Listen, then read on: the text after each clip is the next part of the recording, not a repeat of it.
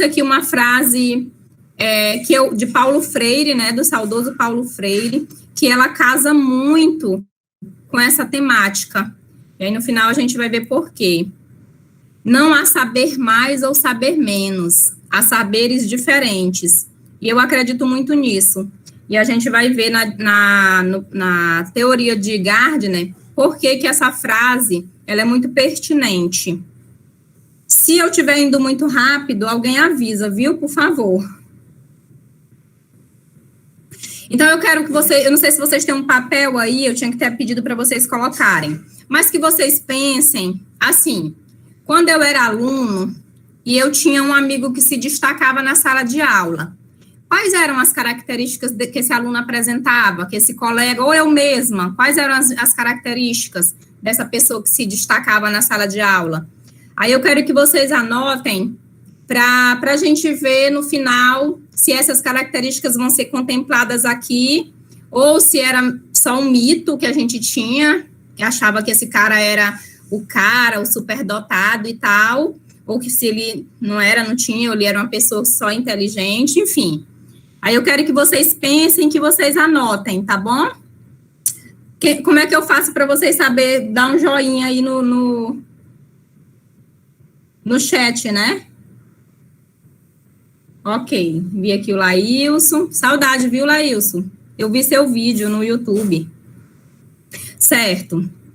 Aí a outra coisa que eu quero que vocês anotem também quando eu estudava, o meu colega que se destacava, tinham essas e essas características.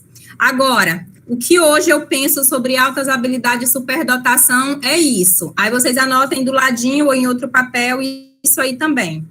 Tá? O que eu penso que seja as altas habilidades e superdotação? Não é certo e nem errado, é aquilo que eu penso, tá? Para depois, no final, a gente ver. Ok? Então, vamos lá, gente. O que são altas habilidades e superdotação? Tem a ver com inteligência, a gente vai ver por quê.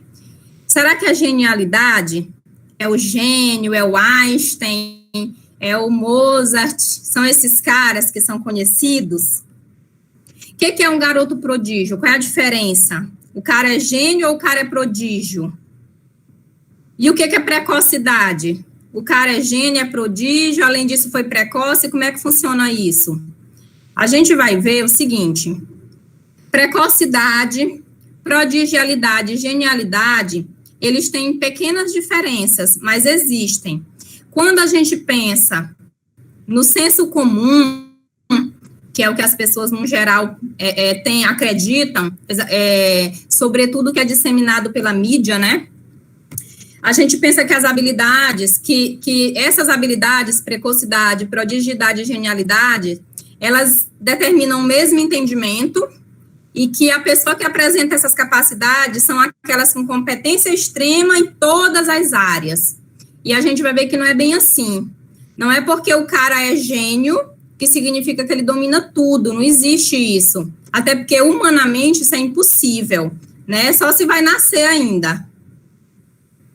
Marcelo me respondendo agora uma pergunta que eu fiz a ele, foi cedo.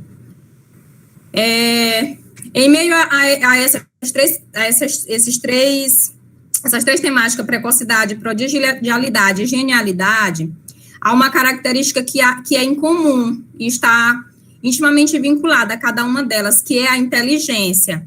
Sim, para que haja precocidade, prodigialidade e genialidade, tem que ser permeado pela inteligência, não podia deixar de ser, não podia ser diferente. Mas o que é essa inteligência? E, gente, eu estou falando muito rápido. Alguém me responde. Tá ok? Vocês estão entendendo? Tá ok, né? Certo, então vamos lá. É porque, assim, eu tô com medo de ter botado muita coisa e não dar no tempo, porque eu nunca fiz assim online, e ao mesmo tempo o tempo ficar sobrando. Mas, enfim, vamos lá. Então, muitos acreditam que a inteligência, ela está voltada somente ao raciocínio verbal e linguístico, ou seja, é aquele povo que lê muito, intelectual, que estuda muito, um Jonathan da vida, né? Diego, esse povo aí, eles também estão dentro da inteligência, mas não são só eles, viu? E essa inteligência, o que acreditam? Que ela era antigamente, e ainda há pessoas que acreditam, que ela é somente revelada pelo teste de mensuração, que é o antigo teste de QI, né? Que é o quociente de inteligência. Que foi um teste, deixa eu pôr aqui. O teste de QI, foi desenvolvido por Alfred Binet. Ele é uma escala, eu trouxe ela aqui para vocês, eu não consegui encontrá-la em português, mas vai dar para a gente entender. Ela é uma escala de desenvolvimento infantil que ela tem um referencial descritivo do que podia se esperar mentalmente de uma criança em determinada fase da vida. Por exemplo, a criança com 3 anos de idade espera-se isso e isso. Se ela não atendesse a essas características dentro desse teste, ela ia ter uma numeração. Se ela tivesse além dessa característica, ela teria uma outra numeração. E daí era tirado o teste de QI. Foi muito criticado. Durante muito tempo ele serviu, né? Inclusive a gente vê nos filmes ainda por aí, às vezes nas novelas, o fulano tem o QI alto e ele é superdotado, né? Só que assim, a gente vai ver que ao longo dos anos, com as pesquisas, esse teste, ele não tem tanta validade mais assim, como ele tinha antes. Por quê? Porque ele não leva em consideração as influências culturais, econômicas, tudo isso que influencia no desenvolvimento da inteligência de uma pessoa, que a gente vai ver que a inteligência, já que ela é biopsicossocial, né? Ela é genética, mas também sofre influência do meio. E esse teste, ele não avaliava isso. Era só assim, o cara apresentava algumas características, então ele estava na escala dentro do número X. Se não apresentasse, ele estava dentro de um número Y. Aí eu trouxe aqui, eu não sei se vai dar para vocês ver, ela está assim meio borradinha, porque eu estiquei, não encontrei outra. Mas assim, tem uma escala de 40 a 100, de 100 a 150, né? E aí de 40 a 55, a pessoa que apresentasse esse QI, ela tinha um atraso moderado ou grave, né? De moderado a grave. E aí, de 55 a 70, ela era leve, o atraso era leve. De 70 a 85, ele era somente um aprendiz lento. E aí, entra de 85 a 100, ele era mediano, era uma pessoa dita normal, né? A inteligência dele está correta para a idade. Aí, de 115 a 130, ele estava desviando, entrando para superior. E aí, de 130 a 145, ele já era considerado dotado, né? O superdotado. E acima de 145, ou acima de 140 às vezes, ele já era considerado um gênio.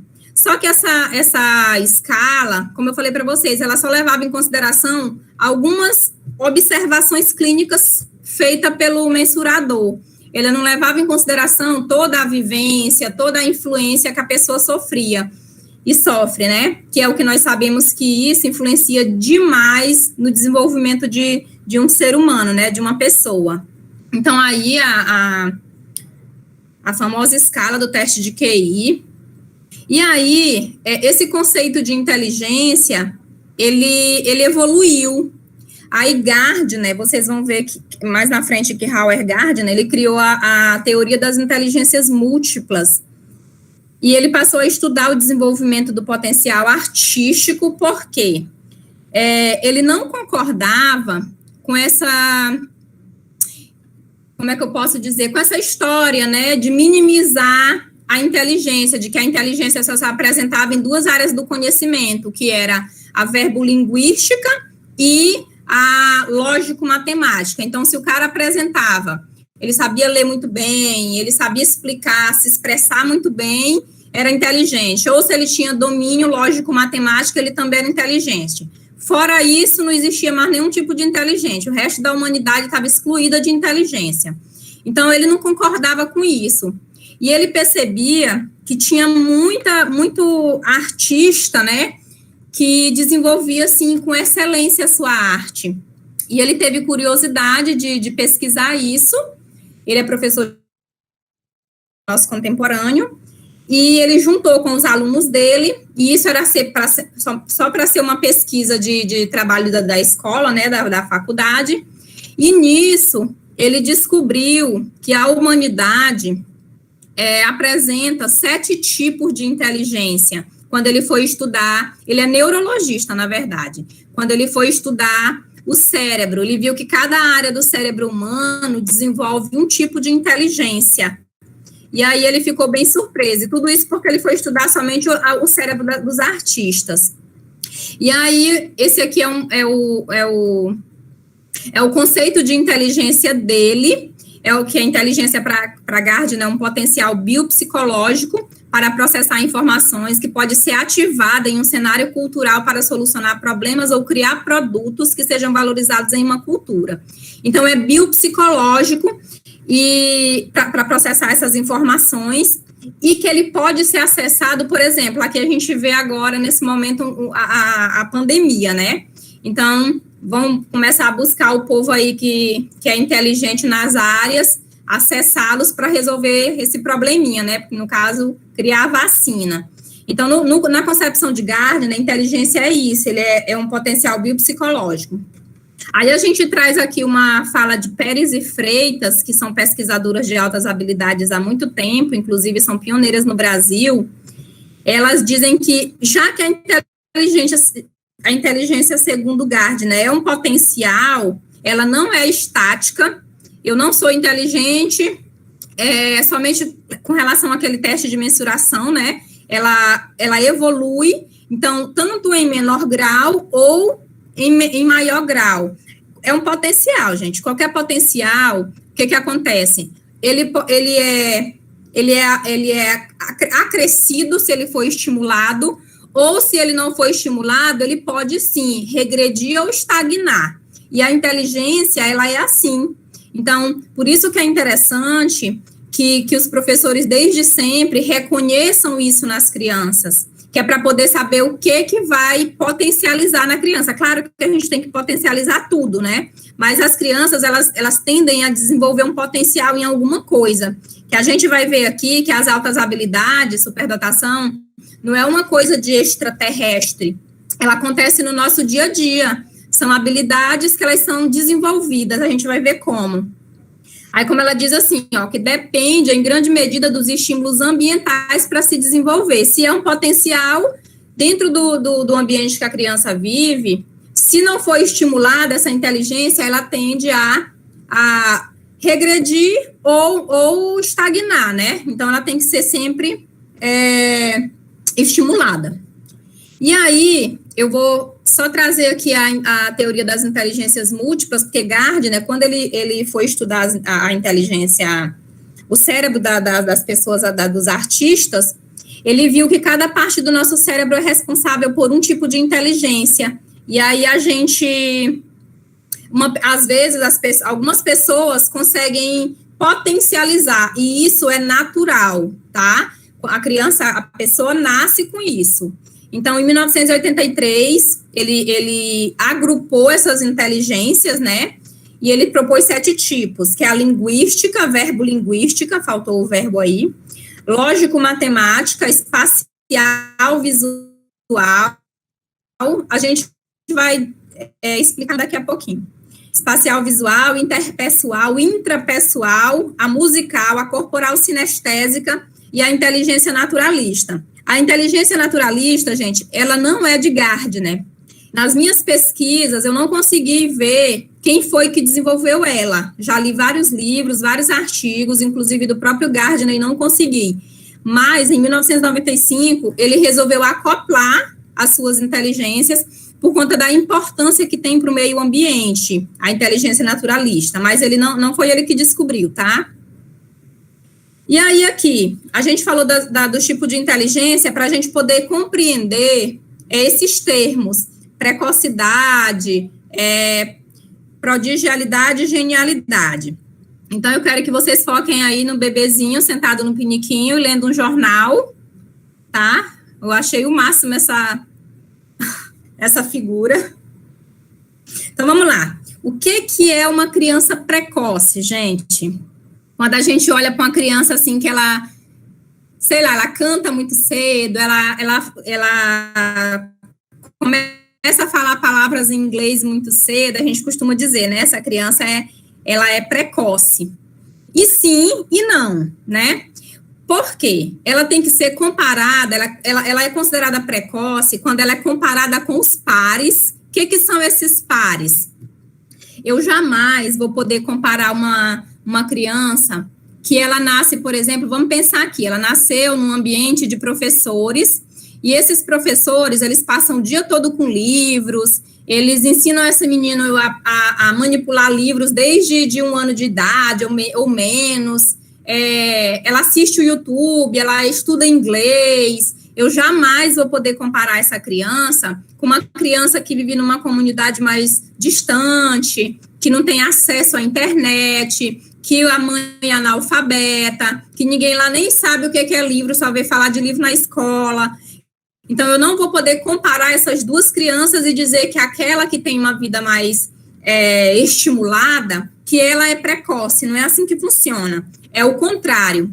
Quando eu pego uma criança que ela tem a mesma faixa etária de idade, que ela tem a mesma vivência ou aproximada, por exemplo, mora na mesma comunidade, são criadas por pais que têm um nível cultural igual, não tem, digamos assim, nenhuma tem acesso à internet, enfim, e uma delas apresenta um determinado potencial diferenciado das demais, que convivem com ela, aí a gente fala que essa criança, ela é uma criança precoce, tá?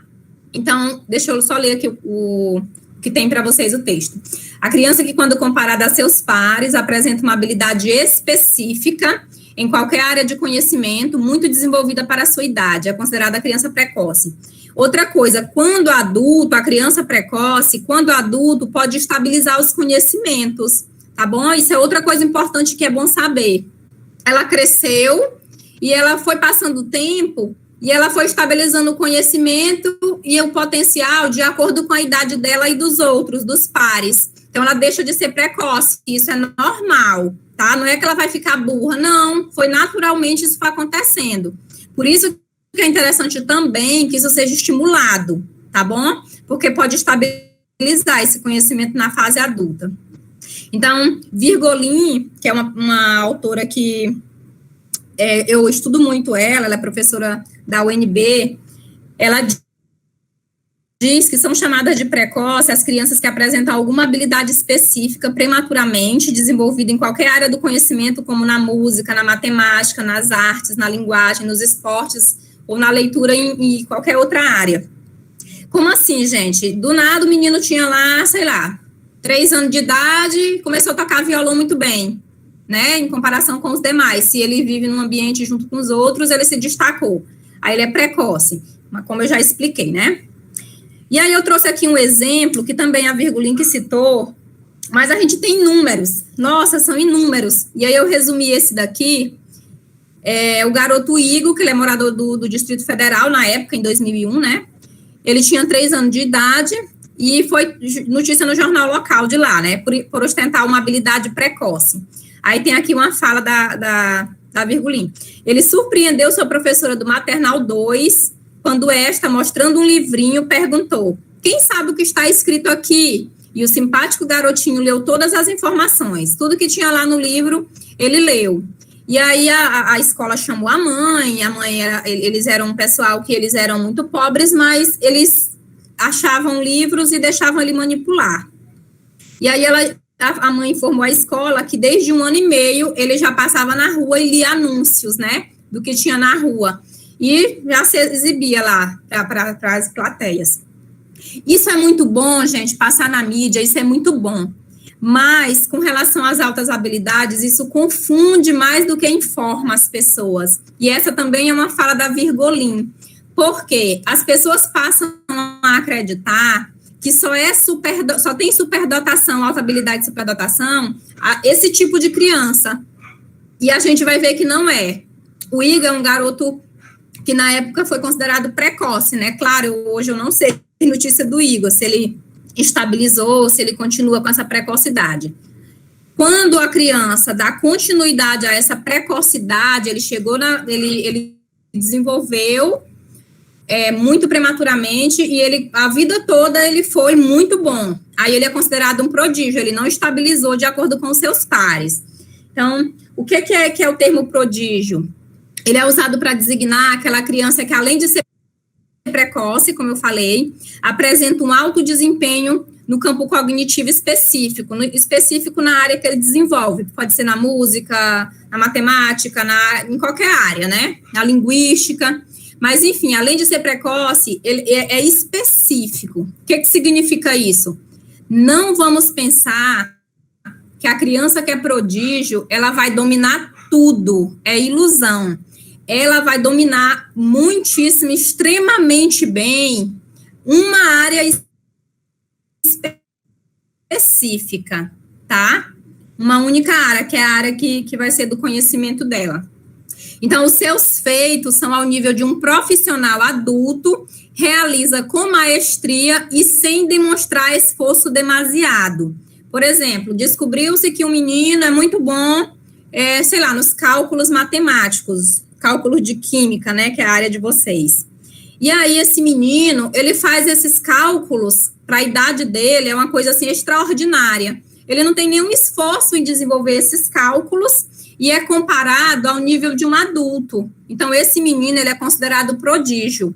Não significa, por exemplo, que porque ele desenvolve muito bem esses cálculos, necessariamente ele vai ter que dominar muito a interpretação de texto, ou que ele vai ter que falar muito bem. Não é assim.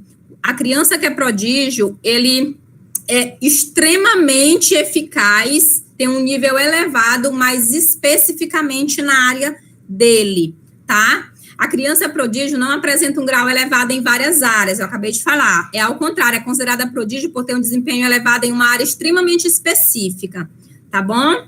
Todo mundo tá entendendo, né, meu povo? Eu falo rápido. E deixa eu ver o que eu ia falar mais do prodígio. Tá, tem outra aqui. Os prodígios, é uma fala da Virgolin também, esqueci de botar a página. Os prodígios são, como um todo, especialistas extremos, especialmente bem sintonizados a um campo particular do conhecimento, demonstrando um domínio rápido e aparentemente sem esforço.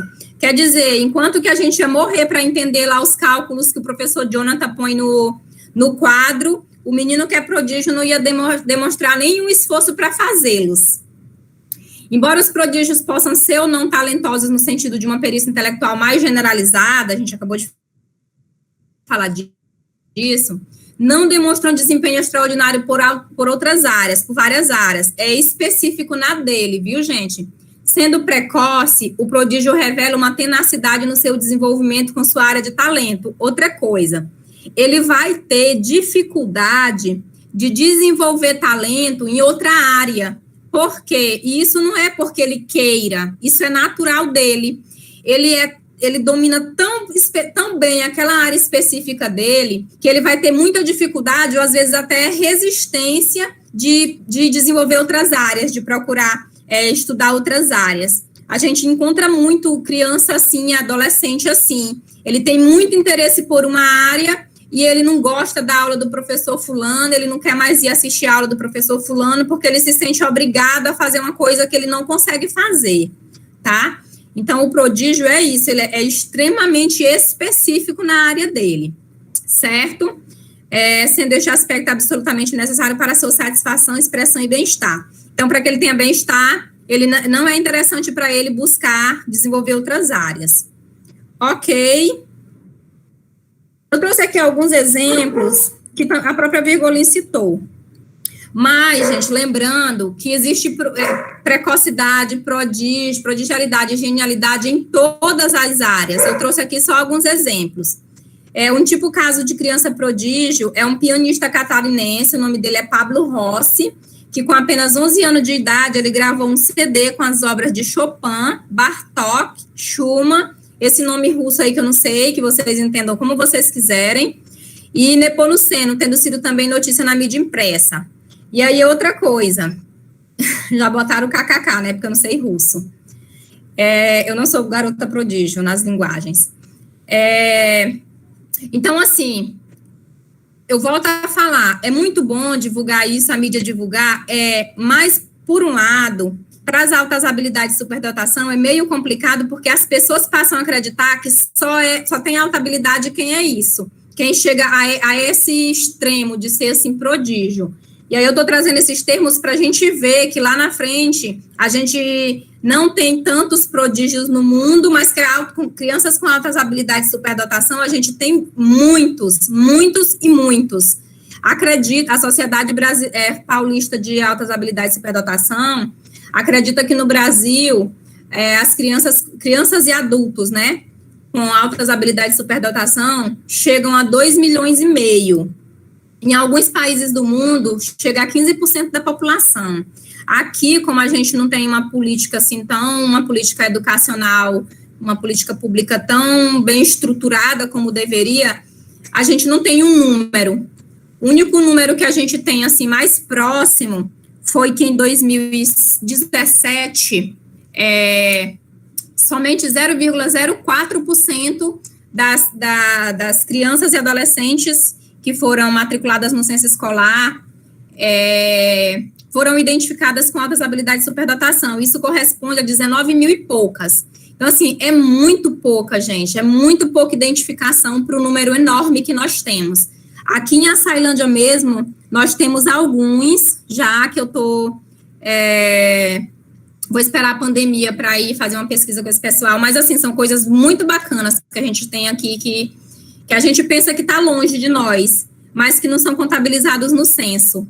E a gente vai ver, quando esses meninos não são contabilizados no censo escolar, o município, o sistema educacional que ele faz parte, perde dinheiro porque ele é público da educação especial. A gente vai já ver isso.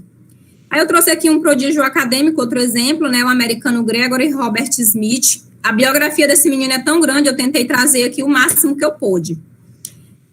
Então, assim, em 2007, quando o livro foi lançado, ele tinha somente 17 anos, mas aos 13 anos ele recebeu o diploma de graduação na faculdade de matemática, né, lá na Virgínia. Em maio de 2006, com 16 anos, ele recebeu o título de mestre em matemática pela Universidade da Virgínia, e ele revelou que vai fazer o PhD dele aí em matemática, engenharia, um monte de coisa. Aí esse menino já foi indicado para o Prêmio Nobel de Medicina, ele vive aí pelos países fazendo palestras. Meninos, o Francisco está pedindo para aceitar a solicitação para ele, porque a internet caiu, para ele participar. Alguém aí, por favor, viu? Certo. Eu trouxe outro exemplo, o prodígio na pintura. Essa Marla aqui, a menina, que atualmente, ela com 6 anos na época, né, começou a pintar pouco antes de completar 2 anos, e aí foi incentivada pelo pai, que também é artista plástico, e aí usando pincéis, espátulas, seus próprios dedos e até tubos de ketchup, a menina cria telas de aproximadamente 1,5 metro, que já lhe rendeu mais de $300 mil, né? Tendo cerca de 200 compradores na lista de espera. Um sonho. Então, isso aqui, gente, são prodígios, são alguns que tem no mundo. Eles têm altas habilidades? Tem, mas nem toda criança que tem alta habilidade necessariamente tem que ser um garoto prodígio, uma criança prodígio, certo? E aí, eu trouxe aqui esse carinha, todo mundo sabe quem é esse cara aí? Vocês mais quem sabe, né? Então, o termo genialidade, ele foi popularizado por Levi Terman, em 1926, no livro Genetic Studies of Genius, que é o estudo da genética dos gênios, e ele defendia, lembra lá da escala de Binet? Ele defendia que toda criança que tivesse um QI acima de 140 era considerado gênio, né? Até mesmo lá na escala tem, acima de 140, 145 é considerado gênio. E aí foi popularizado esse termo a partir dele. Os gênios, eles são grandes realizadores da humanidade, cujo conhecimento e capacidade nos parecem sem limites, incrivelmente excepcionais e únicas. São raras pessoas que atingem patamares excepcionais. Quem são os gênios? Os gênios são as pessoas que são prodígios, mas que realizaram um feito para a humanidade. Se ele não deixou um feito para a humanidade, ele não é considerado gênio, tá, gente? Na concepção de hoje. O termo foi popularizado, todo mundo que tinha QI acima de 140 já era considerado gênio.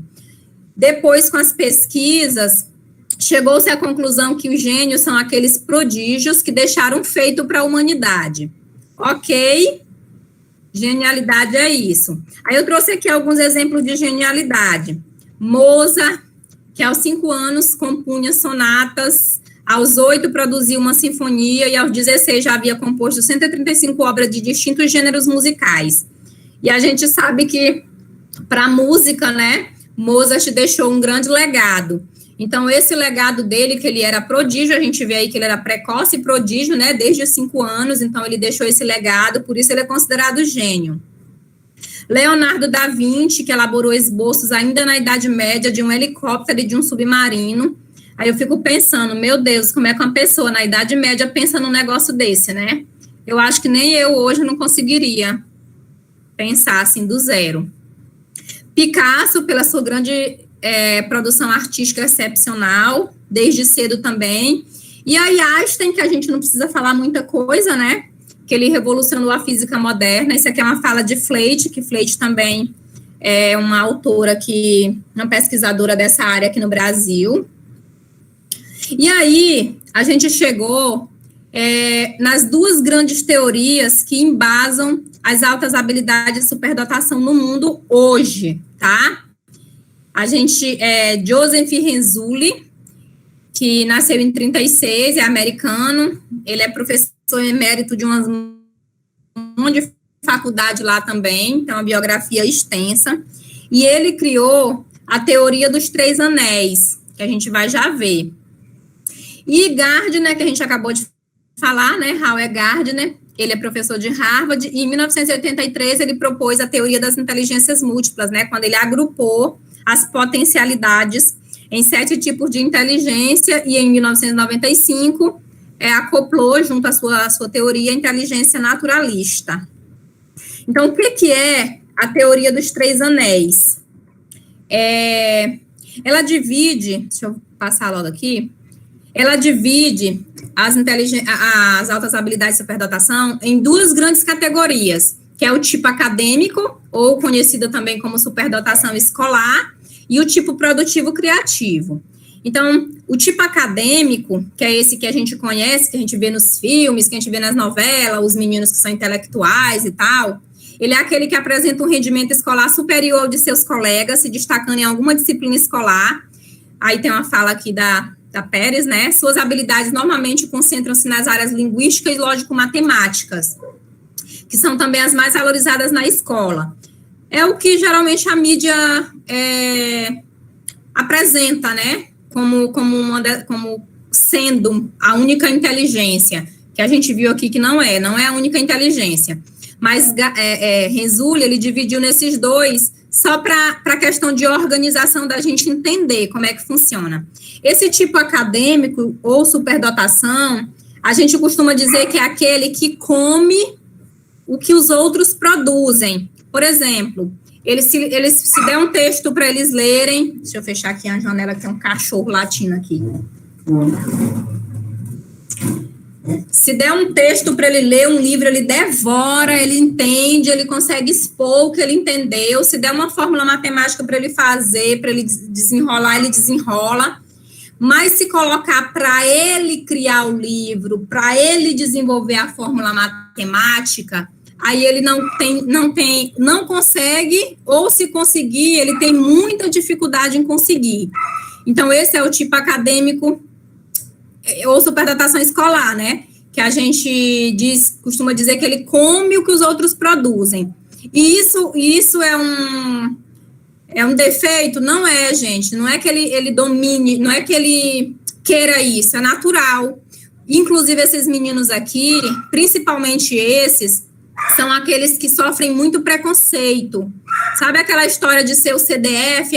Né, tu que é o CDF, mas aí ele é muito bom, por exemplo, em verbolinguística, mas ele é péssimo em ciências. em biologia. E aí a turma, a sociedade, a comunidade, os professores ficam cobrando muito dele para ele desenvolver alguma outra coisa, e eles têm dificuldades, e eles sofrem muito por isso. E aí, geralmente, desenvolvem problemas de sociabilidade, né, com os outros. São aqueles que a gente vê nos filmes, os CDFs que ficam lá no cantinho na frente, que todo mundo zoa, principalmente esse aqui. E o tipo produtivo criativo, ele é o contrário. Ele geralmente não consegue comer, né, entre aspas, aquilo que os outros produzem. Pelo contrário, ele consegue produzir.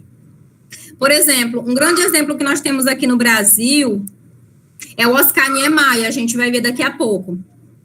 Eu vi uma entrevista do Oscar Niemeyer, claro, obviamente, pouco tempo antes dele morrer, quando ele disse que ele reprovou em 7 vestibulares para ele passar no 8º. Por quê? Porque ele não conseguia comer o que os outros faziam para desenvolver numa prova. E os feitos de Oscar Niemeyer a gente não tem o que questionar, né? Então, assim, ele é um tipo produtivo, ele produz para os outros comerem, e já tem dificuldade de absorver o que os outros produzem. Então, eles são aqueles que desenvolvem materiais e produtos originais, eles geralmente se destacam por ser mais questionadores, extremamente imaginativos e inventivos e dispersivos. São aqueles meninos que, às vezes, tá na sala, a gente está explicando uma coisa, ele está desenhando, ele está viajando na maionese. Geralmente, eles têm essas características, principalmente quando a tarefa não interessa a ele. E outra coisa, esses meninos aqui, eles odeiam rotina. Eles nunca querem fazer a mesma coisa, eles começam a achar a escola um saco, porque a escola faz todo dia a mesma coisa. Inclusive, eu estou com a filha de uma amiga minha ali, que ela me pediu socorro, porque a menina tem 12 anos, a menina está com muito problema de não querer ir para a escola, porque ela disse para a mãe dela que a escola é um saco, que todo dia faz a mesma coisa, e aí ela me pediu ajuda para a gente ver o que pode fazer. Ela também é professora, porque ela disse que está muito preocupada com a menina, com medo da menina querer desistir da escola, porque feira de ciências, a menina disse que não vai fazer feira de ciências mais na escola, porque para ela a feira de ciências tem que ter vulcão, tem que ter dinossauro andando, tem que ter não sei o que, robótica, e se for só feira de ciências só para falar, ela não quer. Então, assim, essas pessoas que são produtivas criativas, elas são assim, elas têm dificuldade com rotina. Outra coisa, ele dividiu essas duas grandes características, né, para agrupar, e ele disse que as pessoas que têm altas habilidades de superdotação, elas têm 3 grandes grupamentos que se entrelaçam, né? Por isso a teoria dos 3 anéis, são 3 anéis que vão se entrelaçar. Ele considera que os comportamentos de superdotados e talentosos resultam em 3 conjuntos de traços que ele denominou de modelo de 3 anéis, que é o nome da teoria dele, o qual é usado como referência por diversos especialistas na identificação dos alunos com características de altas habilidades de superdotação no mundo todo. E aqui eu trouxe a criança que tem alta habilidade de superdotação para Renzulli é aquela que apresenta uma capacidade acima da média em comparação com os pares, que ela tem muita criatividade em desenvolver essa habilidade, as suas tarefas, as suas atividades, né, da sua área, e ela tem um envolvimento muito grande com a tarefa sem que ninguém mande. Elas têm uma motivação própria, e isso é observado pela família, pelos colegas que convivem com ele, pela escola. Ninguém precisa mandar ele fazer aquela atividade, que ele faz aquela atividade sozinho, ele tem uma alta motivação interna, ele se envolve com a tarefa a ponto de esquecer de comer, de esquecer de tomar banho. Depois eu vou até deixar uma indicação para vocês. Vocês têm um filme que chama Mentes Brilhantes. Depois eu quero que vocês assistam, que vocês vão ver o cara, lá eles trabalham no filme a esquizofrenia, mas o cara, que ele inclusive foi Nobel de Matemática, ele tem alta habilidade, vocês vão ver muito bem essas características desses 3 anéis no cara, tá? É a biografia de um cara. Agora a teoria das inteligências múltiplas, que é a outra que embasa as altas habilidades, superdotação. que é a de Gardner, aquela lá de Renzulli. E aí eu trouxe aqui para... Gente, vocês estão ouvindo uma cachorra latindo, meu Deus do céu. Eu vim para dentro do quarto para me trancar, mas não tem jeito. Vamos lá. Então, a verbolinguística, que é a capacidade demonstrada em usar corretamente as palavras. Isso aqui, gente, é a capacidade de usar as palavras corretamente, não só escrita ou oral, mas as expressões faciais. A pessoa que tem alta habilidade linguística é aquela que a gente costuma dizer que ela tem muita lábia, ela domina com a palavra. Pessoas que são advogados, políticos, sei lá, para pessoas que têm muita facilidade em aprender línguas.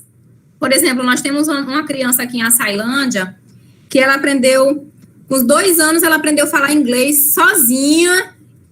Hoje ela tem 6, 7 anos e tudo que ela só quer falar inglês, ela só quer assistir inglês, ninguém nunca ensinou. Então, as pessoas que têm essa habilidade verbolinguística, ela também tem muita facilidade, não só de expressar corretamente as palavras, mas de aprender línguas, tá? E, geralmente, elas dominam através da palavra, né? Aquilo que a gente chama numa linguagem mais coloquial, uma linguagem mais informal de ter lábia, aquela pessoa que consegue vencer com as palavras, né? Os políticos, os advogados, esse povo que expressa muito bem, né? E não é só com palavras, não, né? Expressão facial, enfim, usa o corpo também para se expressar. A lógico-matemática é, como o próprio nome já diz, né? Voltada para conclusões baseadas na razão, capacidade de uso efetivo de números, resoluções, equações e provas. São as pessoas que têm facilidade em desenvolver essas fórmulas, né? Eu não vou citar nomes, até porque eu não fiz um diagnóstico, nem enfim, mas eu observei isso em alguns colegas nossos aí do IFMA, alguns professores do IFMA. Eu observei, porque assim, não é só a habilidade, tem o conjunto de traços e o conjunto de características que a gente observa, não é só a habilidade em si que desenvolve, tem toda aquela série de características e aqueles 3 anéis de Renzulli. E eu observei alguns colegas, professores, que tanto que os alunos me contavam como que agiam, como quando eu observava quando a gente conversava, que tinha essa habilidade lógico-matemática. A interpessoal, que reflete a capacidade de reconhecer e entender os sentimentos, as motivações, os desejos. Gente, já está chegando em 1 hora, né? E a gente já tem um monte de coisa, meu Deus. Vou correr um pouquinho. De reconhecer e entender os sentimentos. Aqui, gente, são as pessoas que sabem se colocar no lugar do outro, que tem uma facilidade muito grande de entender o outro, de perceber o outro, são as pessoas que têm uma grande empatia pelo outro, que se doam pelo outro, entendeu? Então, essas são as pessoas, a inteligência interpessoal. A inteligência musical, o próprio nome já diz, né? Que conseguem produzir, compreender, identificar diferentes tipos de som. Por exemplo, enquanto eu ouço uma música, para mim, aquela música, eu só gosto da música, essa pessoa que ela sabe identificar qual é o tom, se é agudo, não sei o quê, qual é a métrica, não sei, essas coisas todas. Vou correr um pouquinho, tá? Por conta do tempo. A corporal sinestésica é a capacidade de coordenação motora, equilíbrio corporal, controla os movimentos e se expressa por meio do corpo. São as pessoas que são dançarinas. A gente vai ver que a Daiane dos Santos, por exemplo, ela tem a capacidade corporal sinestésica, né? Que eu fico impressionada como é que uma pessoa consegue dominar o corpo a ponto de saber que ela vai dar 2 passos, vai fazer não sei quantas cambalhotas e que ela vai cair dentro do espaço. É impressionante a coordenação que uma pessoa dessa tem. Os dançarinos, no geral, bailarinos, essas pessoas que dominam o corpo, né? Os jogadores de futebol também, viu, gente? Se enquadram aqui. A gente tem o exemplo do Pelé, a gente tem o exemplo do Neymar, Messi, esse povo, tudo aquilo ali, que eles são normais igual a gente, não tem nada de extraterrestre, mas eles têm altas habilidades, tá? A espacial visual, aqui entra o Oscar Niemeyer, é aquela pessoa que ela olha um espaço, por exemplo, eu olhei um terreno E eu imaginei a minha casa, aqui vai ser um quarto, ali vai ser a cozinha, e essa pessoa não, ela já conseguiu imaginar ali na cabeça dela, metragem, não sei o que, piscina, enfim, ela já desenha, ela faz uma planta, um mapa na cabeça dela. Pessoas que são os arquitetos, né? Geralmente são arquitetos, esse pessoal que mexe com essas coisas. A intrapessoal é aquela pessoa que tem uma autocapacidade de se autoconhecer, que não é o meu caso. Poxa, eu sei que em determinada situação eu vou agir dessa forma. Eu sei que eu sou dessa forma. Se conhece a pessoa que se controla suas emoções, é aquela pessoa, assim, completamente leve, light. Isso é uma habilidade. E, por último, como eu falei para vocês, a naturalista, que é a capacidade de compreender o mundo natural. Tem muito respeito, preocupação extrema com animais, com fauna, com flora, com lixo, com oceano. A gente tem o exemplo daquela menina que é autista, que teve aí uns protestos no ano passado, que eu não lembro. Quem lembrar o nome, bota aqui no chat. Aquela meninazinha que, eu não sei se ela é suíça, ela tem 16 anos e ela tem também um autismo de grau leve, que é outra coisa. Geralmente as crianças que têm autismo de grau leve desenvolvem uma habilidade. Greta, exatamente, essa moça mesmo, ela tem a habilidade naturalista. Então, quem são essas pessoas de fato, gente? Consiste nos comportamentos que refletem uma interação entre 3 grupamentos de traços, a gente já falou deles. Elas são talentosas, superdotadas e talentosas são aqueles que possuem ou são capazes de desenvolver este conjunto de traços e que aplicam a qualquer área potencialmente valiosa do desempenho humano. Aí eu vou correr aqui. Eu vou correr aqui com as características, eu estou preocupada com o horário, a gente já chegou em 1 hora, meu Deus.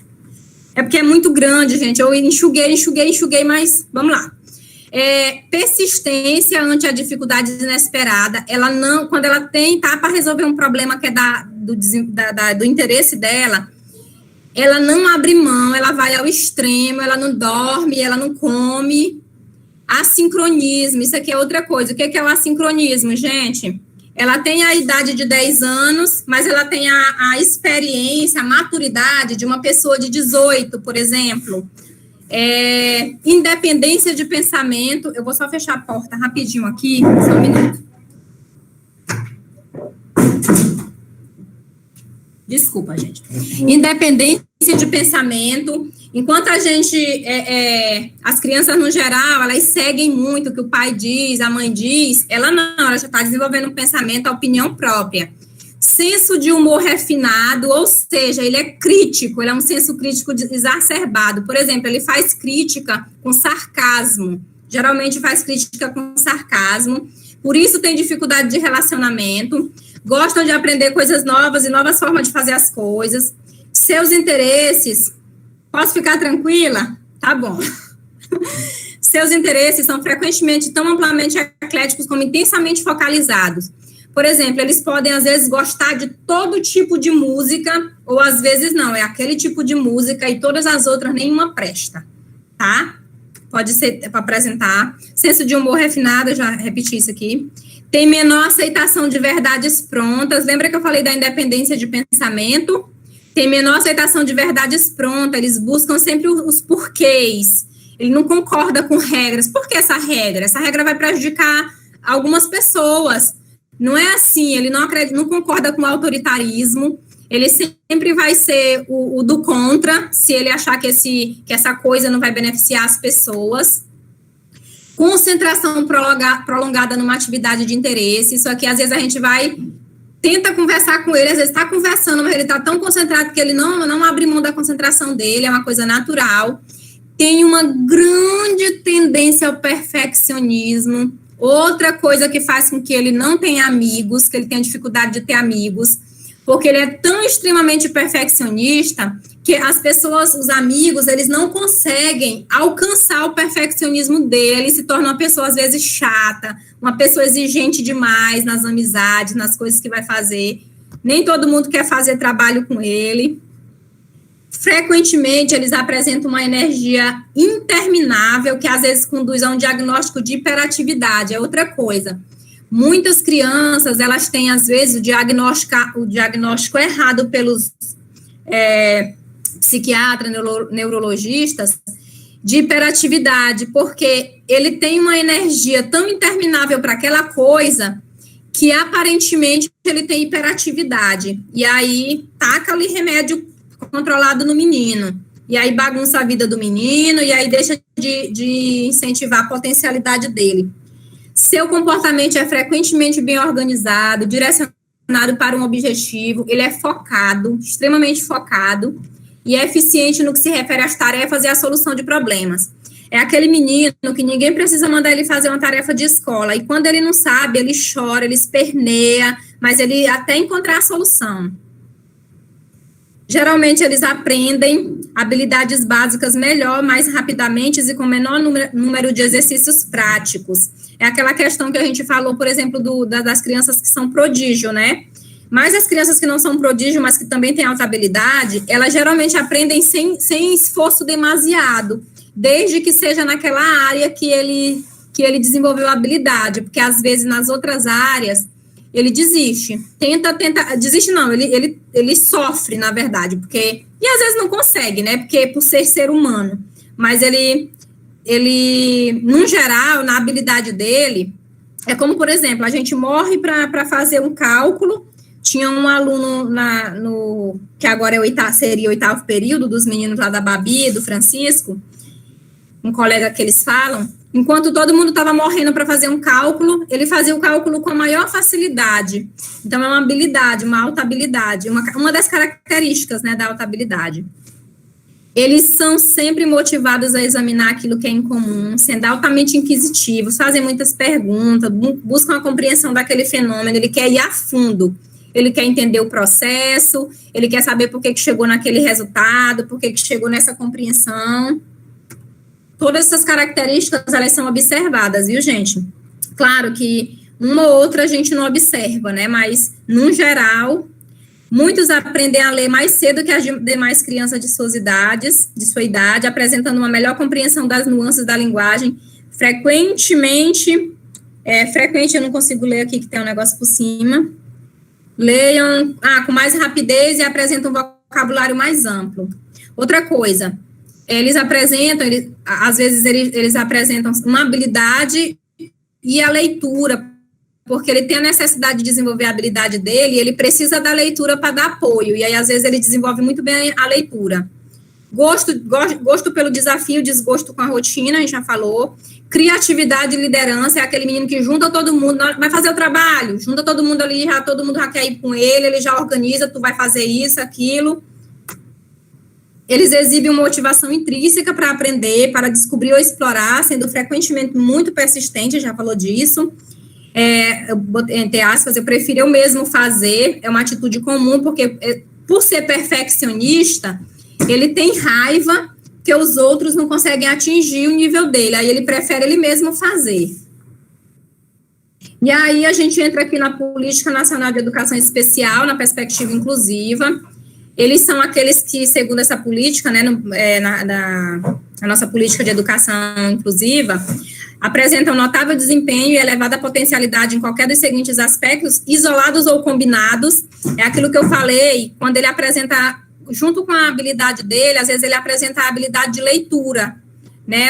Geralmente é uma habilidade, mas pode acontecer de aparecer mais de uma, só que é mais incomum. Aí, nesses aspectos, capacidade intelectual geral, aptidão acadêmica específica, pensamento criativo ou produtivo, capacidade de liderança, talento específico para as artes e capacidade psicomotora. Então, todo esse povo aqui, gente, é considerado dentro da nossa política educacional especial como pessoa com alta habilidade de superdotação, tá? Não é só aquela que sabe verbo linguístico, que tem a verbolinguística e a lógico-matemática, não. Então, eu vou passar rapidamente alguns exemplos que eu trouxe. Essa capacidade intelectual é aquela que envolve rapidez de pensamento, compreensão e memórias elevadas, capacidade de pensamento abstrato, curiosidade intelectual, poder excepcional de observação. Então, eu trouxe aqui a aptidão acadêmica específica, eu trouxe o Stephen Hawking como exemplo, concentração, motivação por disciplinas acadêmicas do seu interesse, capacidade de produção acadêmica, no caso dele era físico, né? Físico inglês e doutor, então isso aqui foi natural dele, e ele foi considerado gênio também, porque deixou um legado para a humanidade. Pensamento criativo produtivo, o Oscar Niemeyer, eu já falei para vocês dele, que a gente quase perdeu, né, por conta exatamente da dificuldade dele de passar no vestibular, de comer, de absorver o que os outros produzem. A capacidade de liderança, a gente trouxe aqui Gandhi, mas tem muitos outros. Inclusive, num treinamento que eu fui com a Suzana, que é uma das doutoras daqui do Brasil, em altas habilidades, e ela falou que nós temos aqui no Brasil um cara, o Fernandinho Beiramar. Ela falou com essas palavras para nós, que ele tem essa capacidade de liderança. Outra coisa, gente, a gente perde muito esses meninos para as drogas, viu? Porque eles não se encontram na escola. E aquele que tem capacidade de liderança, ele não consegue ficar na sala, geralmente, ele não começa, às vezes não consegue concluir a escola, porque ele começa a ter briga com o professor. Sabe aquela história de que não pode ter 2 galos no galinheiro, só tem que ter um? Só que ele não entende isso. E aí começa a perder interesse, começa os professores a ter problemas e tal, e ele acaba desistindo da escola. E por ele não ter muita... as altas habilidades, no geral, eles têm uma sincronia, os amigos, geralmente, ou são muito mais velhos, ou são muito mais novos do que ele, por conta do pensamento dele que não se encaixa na mesma idade, eles desenvolvem problemas psicológicos, e aí tem que ter acompanhamento e tal. O fato é que a gente perde muito eles, inclusive para as drogas, infelizmente. E aí, o Fernandinho Beiramar foi um exemplo que a Suzana citou para a gente, isso ficou gravado em mim. Ela disse, vocês já pensaram se nós tivéssemos esse homem como presidente da República, o homem que consegue liderar o tráfico de drogas e todas as empresas que ele tem, de dentro de um presídio federal, esse homem, segundo ela, né, nas palavras dela, esse homem seria o melhor presidente da República que nós teríamos. Eu dei o exemplo do Gandhi, né, do talento especial para as artes, eu trouxe aqui o Heitor Villa-Lobos, com 12 anos ele já começou a desenvolver os talentos, né, recebeu o título de doutor honoris causa pela Universidade de Nova York. Capacidade psicomotora, eu trouxe o Pelé, e trouxe a Daiane, né, a Daiane dos Santos. Eu acho incrível que essa menina consegue fazer, ela e aquela Bowers, né, lá dos Estados Unidos agora, eu não sei o que, Bowers. É impressionante o que esse povo consegue. Gente, existe, deixa eu só falar aqui com relação ao futebol, uma diferença, por exemplo, eu vou deixar aqui, o Messi e o Cristiano Ronaldo, os dois são bons, né? Eu não entendo muito de futebol, mas eu vejo na televisão. Qual é a diferença de você ter uma alta habilidade nata e você ter uma alta habilidade desenvolvida? Eita, Denilson. Vamos lá. O Messi, ele é nato, ele faz o que ele faz naturalmente. E o Cristiano Ronaldo, eu vi uma reportagem do Cristiano Ronaldo, no treinamento que eu fui, ele dizendo que, por exemplo, um gol que ele faz, eu nunca não assisto, logicamente, eu não sei, mas um gol que ele faz, eu não sei se é de falta, se é de não sei o quê, é um gol lá, um tipo de gol que ele é especialista. Ele disse que ele treina 150 vezes aquele chute todos os dias. O que significa isso? Tem pessoas que adquirem uma habilidade por fazer aquela habilidade acontecer, né? Por treinar. E tem pessoas que nascem com essa habilidade. Por exemplo, o Messi faz isso que ele diz que faz, ou poderá fazer, não sei, naturalmente, sem precisar treinar 150 vezes. Deu para entender mais ou menos essa diferença? Travou? Tá. Aí eu trouxe aqui nós temos inúmeros decretos e leis e na Constituição Federal que dão embasamento às altas habilidades, mas eu trouxe aqui o artigo 4º da LDB, o dever do Estado com a educação escolar. Gente, eu não expliquei para vocês por que a criança, eles são vistos dentro da política de educação especial. Eles, quando são identificados, eles têm que ter o acompanhamento no contraturno da escola, então ele gera matrícula dupla, por isso que tem que ser identificado e matriculado no censo, porque vem recurso duplo para ele, para poder ter o acompanhamento, ele tem que ter o acompanhamento da equipe multidisciplinar para potencializar a habilidade dele, e ele tem que ter o acompanhamento da equipe também, porque geralmente, eu falei, ele tem aqueles probleminhas, de sociabilidade, daqui a pouco ele apresenta outros problemas, enfim. E aí ele tem que ter esse acompanhamento, por isso que ele é visto dentro dessa política, tá? Então, o dever do Estado com a educação vai ser, com atendimento educacional especializado gratuito para esses alunos com altas habilidades de superdotação, eles estão incluídos dentro desse público. A União, os Estados, Distrito Federal, em regime de colaboração, vão estabelecer diretrizes e procedimentos para a identificação, cadastramento e atendimento na educação básica desses alunos e na educação superior. Na educação superior, a gente vai ver no outro artigo que eles podem concluir o curso em menor tempo. Na educação básica, isso tem que ser pensado, é uma outra questão. Então, na superior, está aqui, os alunos que tenham extraordinário aproveitamento nos estudos, demonstrado por meio de provas e outros instrumentos de avaliação específicos. Isso aqui não são todas as faculdades que podem fazer, tá?